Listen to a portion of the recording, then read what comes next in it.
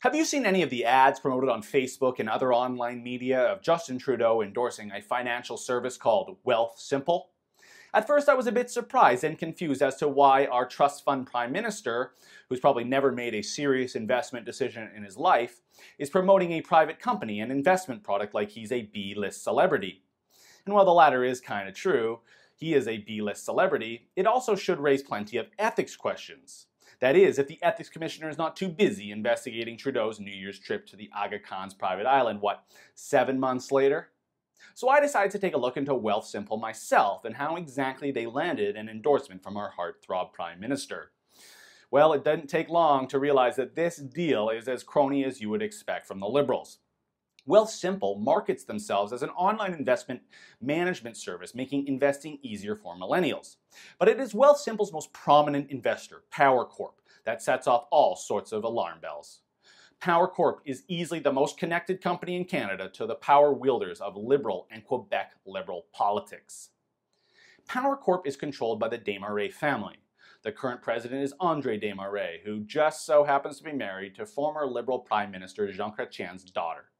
Another former Liberal Prime Minister, Paul Martin, also worked at Power Corp until they basically gave him Canada's steamship lines. They put him in charge and then sold it to him.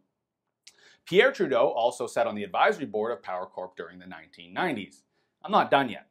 Bob Rae's brother, John Rae, has worked at Power Corp forever. And numerous high-profile Liberal staffers have also cycled through Power Corp over the years, Chrétien's former chief of staff, Eddie Goldenberg, being one prominent example. You get the idea. The term swamp immediately comes to mind when thinking of this crony collection of Ottawa, Toronto, Montreal, Laurentian elites and their control over one of Canada's largest holding companies. Seriously though, leave out the names of former prime ministers and premiers, and it sounds like the kind of business that's done in tin pot dictatorships, not a G7 nation.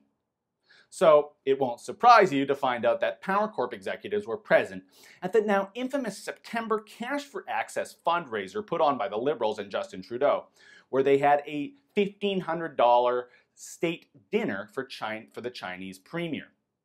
And how many thousands and thousands of more dollars do you think were donated to and raised for the Liberal Party of Canada by the Desmarais family and Power Corp in order to land Justin Trudeau as the Wealthsimple spokesperson? Look, if this is the vision for how the government and Canada's top businesses want to conduct business for the country, how on earth can they possibly square this with building the middle class, as Justin Trudeau and his cabinet members yammer on about constantly? Well, it doesn't.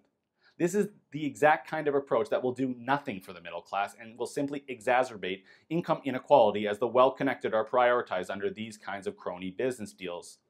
But then again, are there any policies that Justin Trudeau and his government have actually implemented that will help the Canadian middle class? There are none that I can think of.